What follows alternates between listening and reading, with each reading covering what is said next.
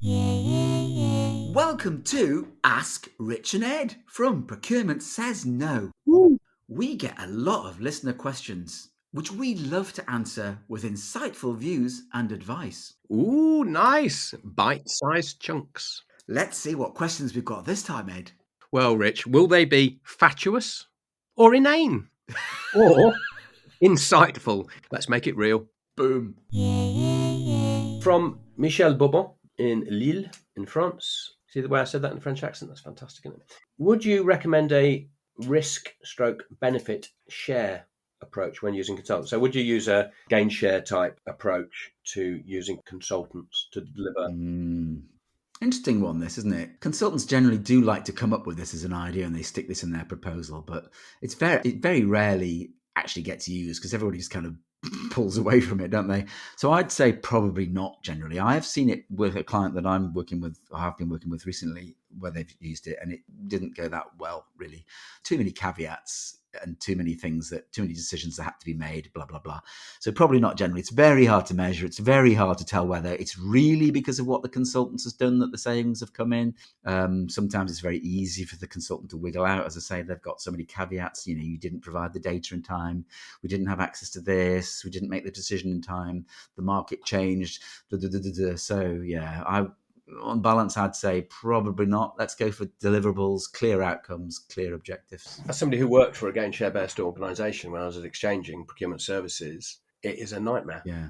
Absolutely nightmare. We had a client at Exchanging who we were just about to sign the contract, but they wanted us to start and get after the money and that. And one of our guys spent about 2 days renegotiating their utilities, electricity, and he saved £500,000.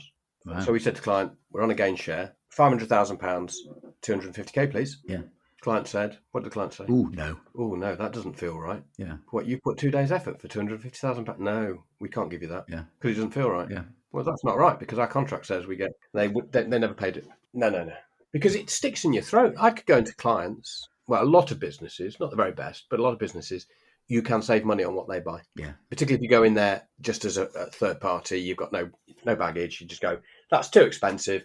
It should be this price. And you need to beat the supplier up, whatever. Have a hard negotiation, ruffle a lot of feathers. You get your saving of 25%. Is that for the best interest? And then what happens when you save lots of money? You go through a massive admin time. So when I was exchanging, we had lots of admin people dealing with calculating these savings. What I would say, go for a cap and collar approach with some sort of disincentive and incentive for delivery. The fee's 100%. Let's say you get the fee in full if you deliver the saving. Yeah. If you don't deliver the saving and it's out by more than X, we keep 10% of the fee. Yeah. You don't lose the whole fee because it drives the wrong behaviours if you're not careful. You end up in a gain share situation. And if you over deliver by more than X, then we'll give you a 10% upside. That's it. That is a model that I think people can work with because it really incentivizes the consultants to really go the extra mile, but also it stops them doing the wrong thing for the wrong reason.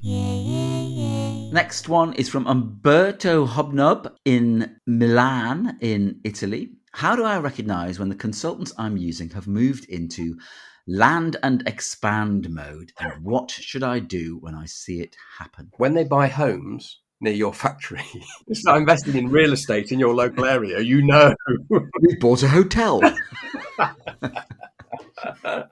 There's some people that you deal with that are in sales mode all the time. So that's one way of recognizing it. They're continually trying to sell to you and saying, we've got this offering. I know we're doing this HR job, but we've got some fantastic IT people. I've noticed your IT system's a bit dodgy. I could bring some people in and help solve that. The other is by virtue of the way in which they suggest things are wrong with the program that they're delivering and the stakeholder. And then what they do is they say, well, yeah, it's all a bit harder than we thought it was. We need to bring more people in. Or we need to extend the program a little bit longer.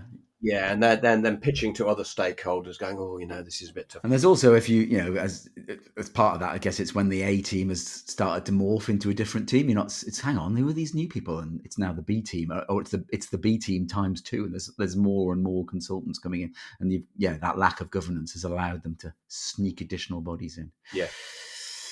Just as a general note, there's a thing called Glassdoor. Oh, yeah. So on Glassdoor, you can see how people feel about the company they work for, but more importantly, you can see what they earn. Yes. So if you're engaging big consultancy and you want to understand what's going on with their people, so have a look at the background of the people that you're using. And they're charging an analyst out at £850 a day, and they're actually paying them 37 grand. Yeah, and they're just out of university.